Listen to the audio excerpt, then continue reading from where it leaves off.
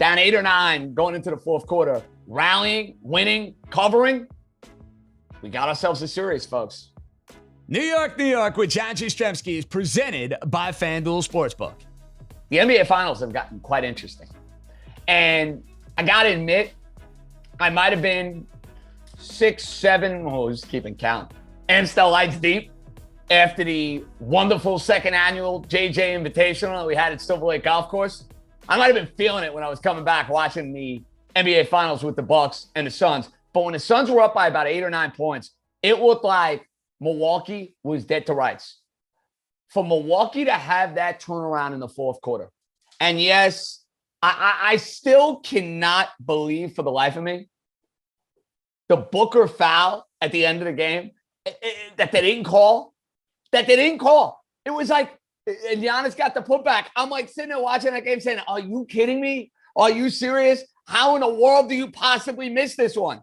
Neither here nor there. Some of those calls were mind-boggling, but the brilliance of Khris Middleton, who is a very up and down all-star. Middleton has had some monster games in this postseason.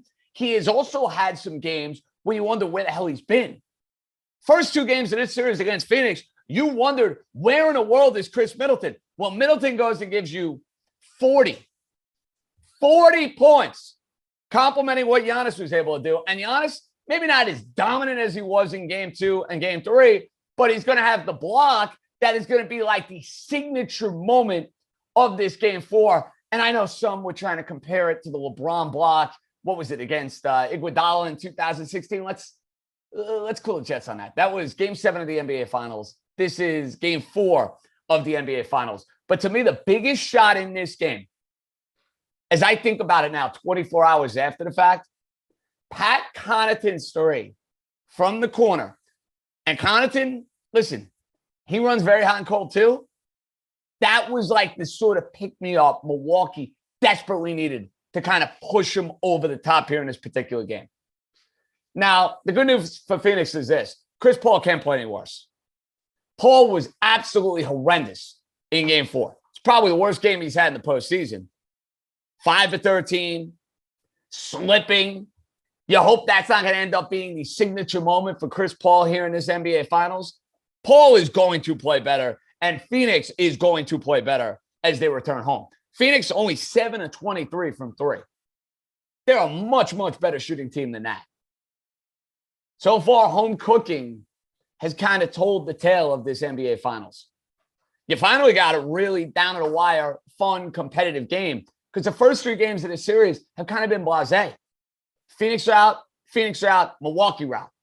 This was the first tight one, and we had that Milwaukee ticket minus the 4.5. Feel like I got away with one. Down 8 or 9 going into the fourth quarter. Rallying, winning, covering. We got ourselves a series, folks.